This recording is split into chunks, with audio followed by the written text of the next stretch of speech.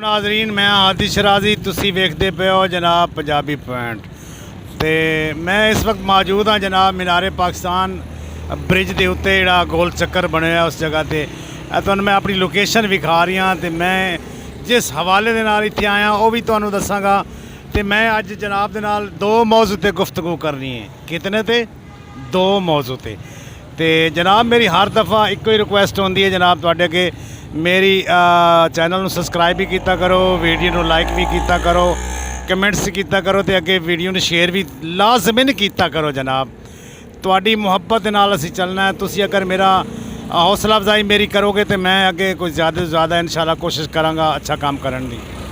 ते नाजरीन मैं तुहानूं मीनारे पाकिस्तान विखावन लगा जनाब मीनारे पाकिस्तान वो सामने मौजूद है।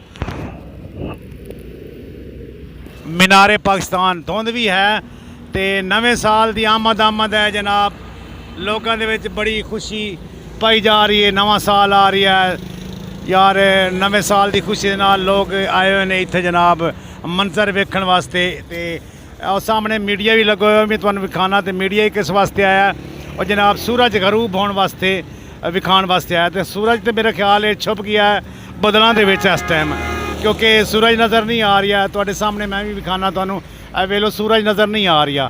इन नवे साल की जनाब आमद है तो उहदे वास्ते सूरज विखाण वास्ते तमाम मीडिया इत्थे लगा होया है तो मैं जनाब तुहाडे अगे अपील करना जनाब एक तो चलो खुशी तो मनानी चाहिए है लेकिन जिहड़ा 2023 साल गुजरिया है मुसलमानों वास्ते मेरा ख्याल है खास कर पाकिस्तान वास्ते गरीब अवाम वास्ते बड़ा मुश्किल साल है यार। तो यह मैं तुहानूं नाल विखावन लगा जनाब मीनारे पाकिस्तान और सामने मीनारे पाकिस्तान है खुशियाँ मनाओ लेकिन सारिया चीज़ों ये भी ज़हन रखो बई ये जनाब जिहड़ा है अपना नवा साल जिहड़ा को आ रहा है वो सारे वास्ते अल्लाह ताला बेहतर साल लैके आवे 2023 दी जिहड़ियां मुसीबतां नूं अल्लाह ताला साड़ियां ख़त्म कर देवे। 2023 दे विच असी लोगों ने बड़ी मुश्किल वेखीए मैं भी वेखीए तुसां भी वेखीए वो सारिਆਂ ਨੂੰ पता है क्योंकि महंगाई का एक तूफान बरपा होया ही है जनाब। मैं थल्ले विखाण लगा तुहानूं ग्राउंड सारा मीनारे पाकिस्तान तमाम टोटल मीनारे पाकिस्तान है सारा सामने बादशाही मस्जिद भी है वो भी तुहानूं विखावांगा। आवाम वेखो इस टाइम आनी शुरू हो गई है तो आवाम जनाब वाला ये नवे साल की आमद की खुशी चाह रहे हैं क्योंकि नवा साल वेख्या जाए तो साढ़े मुसलमानों का नहीं है साड़ा तो मुहर्रम उल हराम तो नवा साल इस्लामी साल शुरू होता है तो ये जनाब अस गोरियां के पिछे लग के जनाब जो ना असी भी ये नवा साल मना रहे हैं जनाब। वो सामने वेखो मीनारे पाकिस्तान से ये आवाम ही आवाम है। मैं अपने नाज़रीन जनाब वाला रात के मंजर ही इंशाल्लाह विखावांगा मैं इत्थे ही हाँ मैं किते नहीं जाना तो मैं ज़रा आख्या दिन की वीडियो भी थोड़ी जी बना के तुहानूं विखा दें तो जनाब इस तो अगे होना मैं तुहानूं ज़रा बादशाही मस्जिद की थोड़ा जिहा दूरों वो भी सैर कराना। ये भाईजान सारा मीडिया लगा होया तमाम मीडिया ARY अगे दुनिया न्यूज़ मुख्तलिफ सामने और सामने बादशाही मस्जिद ही नज़र आ रही है तुहानूं सारे चैनल जनाब इत्थे मौजूद ने इस वक्त तो यह सिर्फ सूरज विखाण वास्ते आया ने जनाब तुहानूं सूरज विखाण वास्ते कहीं जाने जी सूरज जो गरूब होने लगेगा ना ओले तुहानूं विखावांगे सूरज तो यह सामने वेख लो सारा मीडिया लगा होया है साढ़े कैमरामैन उपर काम कर रहे हैं और सामने मीनारे पाकिस्तान है लोकेशन तो बड़ी प्यारी है बहुत ज़्यादा प्यारी लोकेशन है। ये जनाब GNN लगा होया है इस तो अगे जनाब होर मीडिया चैनल को लगा होया मैं सारे तुहानूं विखा रही हूँ। आवाम नज़र आ रही है विच वेखना ए सारी आवाम नवे साल की आमद की खुशी है जनाब मीनारे पाकिस्तान। ये तो जो थोड़ा रश है रश होना शुरू होने वाला है बस थोड़ी देर बाद वेना जनाब बड़ी आवाम इकट्ठी हो जाएगी इत्थे लोग जनाब नवे साल नूं इंजॉय करने वास्ते इत्थे आणगे क्योंकि नवा साल जिहड़ा ना वो जनाब असीं अंग्रेज़ां दे नाल रल के बड़े जोश खरोश दे नाल मनाने हैं। तो वो सामने मीनारे पाकिस्तान है जनाब मीनारे पाकिस्तान में तो इस टाइम धुंध ही मैनूं लगदा अज काफ़ी पैनी है तो अगे हुण तुहानूं मैं बादशाही मस्जिद विखावन लगा जनाब विचों नज़र तो आ रही है लेकिन थोड़ी आ रही है थोड़ी मैं कोशिश करांगा नेट नज़दीक होकर तुहानूं विखावन। जनाब सामने बादशाही मस्जिद है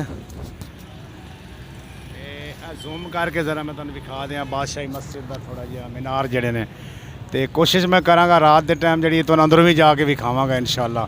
तो धुंध जी है ना शुरू हो गई है हर तरफ धुंध ही धुंध है। सामने जनाब दोबारा फिर मैं अपने दोस्तों लोकेशन पूरी विखावन लगा जनाब सामने हालात वाक़यात वेखो तुसीं जनाब सामने गोल चक्कर है ये ब्रिज जिहड़ा जनाब शहबाज शरीफ के दौरे बनया सी जो वज़ीर आला होंदे सन उस दौरे बने हुआ है ਤੇ ਆਓ ਜਨਾਬ ਇੱਕ ਭਾਈ ਉਹਨਾਂ ਦੇ ਨਾਲ ਤੁਹਾਡੀ ਗੱਲ ਕਰਾਉਂਦੇ ਹਾਂ ਥੋੜ੍ਹੀ ਜਿਹੀ, ਵੇਖਦੇ ਹਾਂ ਉਹ ਭਾਈ ਸਾਡੇ ਨਾਲ ਕਿਤਨੀ ਗੁਫ਼ਤਗੂ ਲੰਬੀ ਕਰਦੇ ਨੇ।